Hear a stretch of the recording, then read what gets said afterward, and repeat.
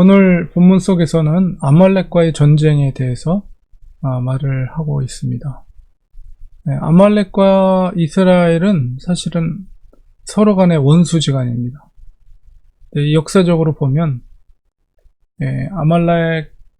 아말렉에 대한 기록이 이제 출애굽기 17장에 보면 루비딤에서의 첫 번째 전쟁이 아말렉과의 전쟁이었죠. 여호수아가 군대 장관으로 나가고 언덕 위에서 모세가 두 손을 올리고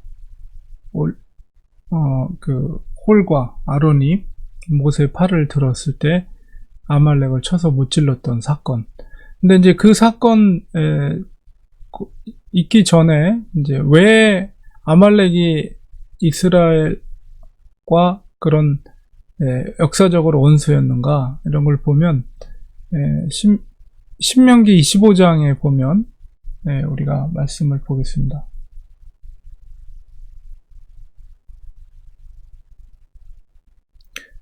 신명기 25장 17절 19절에 보면 너희는 애굽에서 나오는 길에 이제 출애굽하는 여정 가운데 아말렉이 내게 행한 일을 기억하라.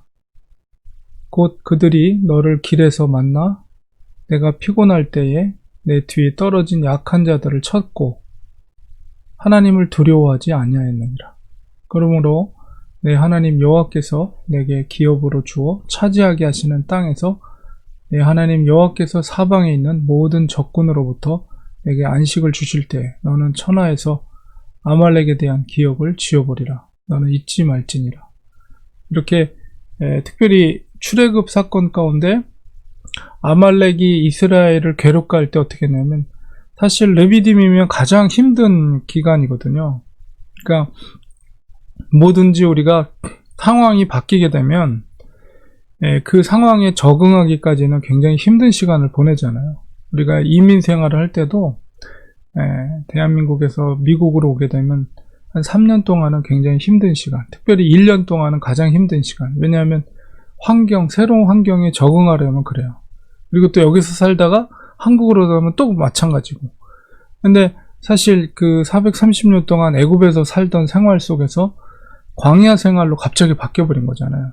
그러니까 그 1년 동안은 굉장히 힘든 시간을 이스라엘이 겪고 있고, 특별히 이제 광야 생활하면서 물이 없고 먹을 것이 부족하는 상황 속에서 굉장히 지쳐 있을 때, 그때 마치 그 사자나 이렇게 맹수들이 약한 짐승 뒤떨어져 있는 물 위에서 떨어져 있는 것을 잡아먹듯이 이 아말렉이 무슨 전면전도 아니고 아주 약한 무리들을 공격해서 더군다나 정말 힘든 시기 가운데 있는 이스라엘을 그런 식으로 공격해서 뒤에 떨어진 약한 자들을 쳤다.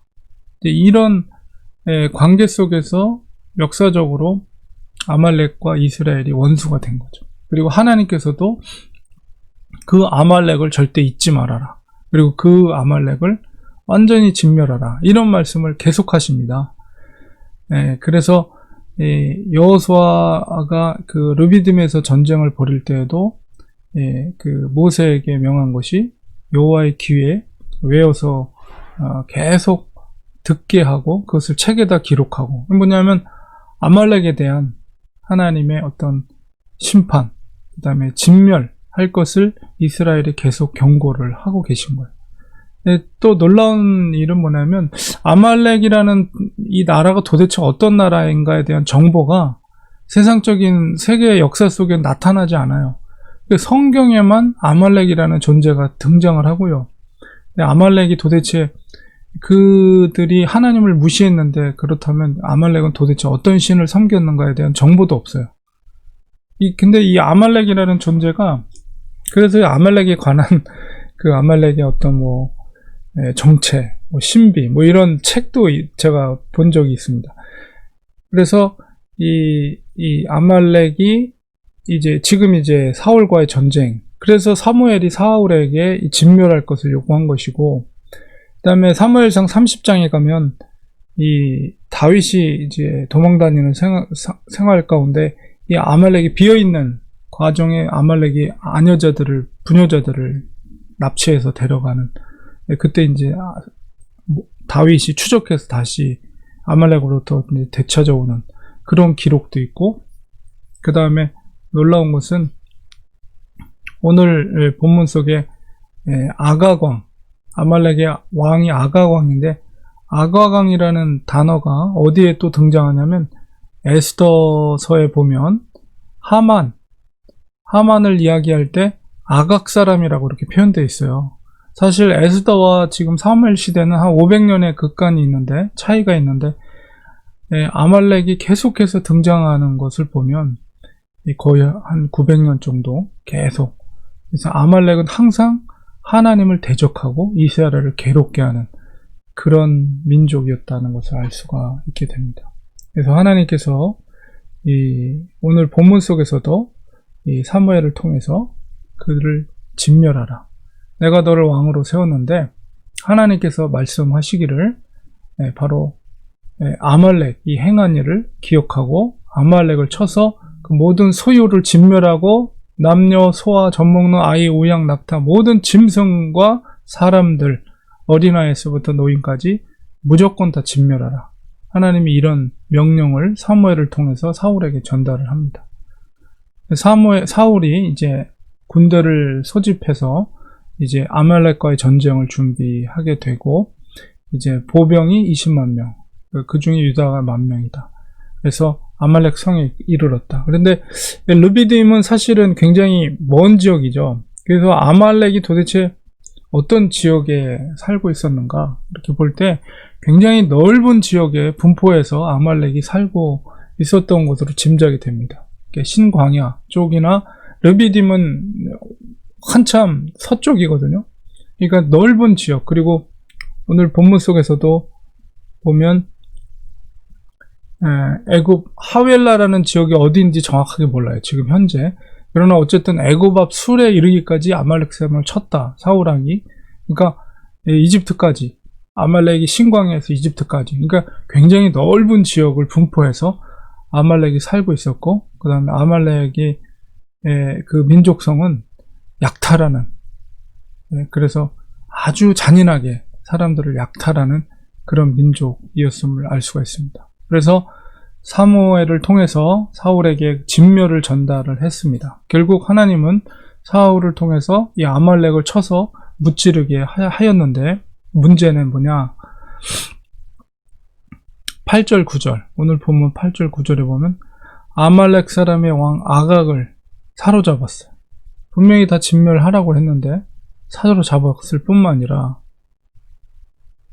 사울과 백성의 아각과 그 다음에 그의 양, 소의 가장 좋은 것, 기름진 것, 어린 양과 모든 좋은 것을 남겼다. 사로잡아서 끌고 온 거죠. 그리고 진멸하기를 가치 없고 하찮은 것들은 진멸하고, 그러니까 사울이 판단을 한 거예요. 하나님의 말씀을 받고 그것을 그대로 받은 것이 아니라 자기가 거기서 거르기 시작했어요. 판단을 해서 가치 없고 하찮은 것들은 진멸하고, 그렇지 않고 아주 통통하고 아주 살이 많은 그런 기름진 것들은 살려두고, 심지어는 이 아말렉의 왕이었던 아각 왕을 죽이지 않고 생포해서 데리고 왔다는 거죠. 아각 왕을 왜 생포해서 데리고 왔을까요? 그것은 이제 일단 자기가 왕이었기 때문에 왕을 죽이지 않았고, 그 다음에 이제 도망간 백성들이 있잖아요. 그들에게 뭔가 비싼 금액을 치러서 왕과 교환하고자 하는 그런 계획도 세웠을 거예요. 그러니까 여러 가지로 물질적으로 유익이 된다, 자기에게 유익이 된다라고 판단하고 하나님의 말씀을 걸러서 그렇게 행동을 했다는 것을 우리가 보게 됩니다.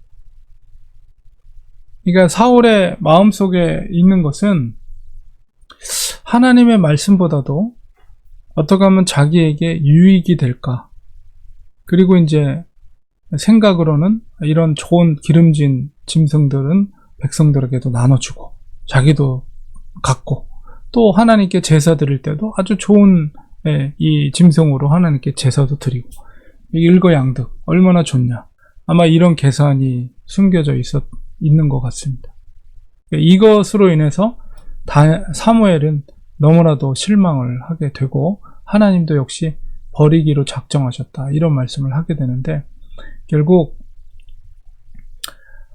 이 아말렉과의 이스라엘의 관계는 정말 하나님께서 진노할 정도로 그를 진멸하도록 하나님께서 엄중하게 명령했음에도 불구하고 사울이 그것을 순종하지 않은 모습을 보게 됩니다. 그러니까 진짜 하나님이 세우신 왕이었지만 그 왕이 다른 열국의 왕들보다는 다른 하나님을 섬기는 왕으로서 그 역할들을 제대로 감당하지 못하는 사울의 모습, 인간적인 모습을 보게 됩니다. 그러니까 인간의 왕국 가운데는 얼마든지 있을 수 있는 일이에요. 좋은 그 짐승들을 취하고 또 왕을 포로로 잡아오고 얼마든지 있을 수 있으나, 그러나 이스라엘은 하나님이 섬기고 하나님이 통치하는 나라, 중간에서 그 역할들을 백성들이 하나님을 섬길 수 있도록 하는 역할들을 해야 되는데 그것을 제대로 하지 못한 결과로 말미암아 사울은 결국 하나님으로부터 버림을 받게 됩니다.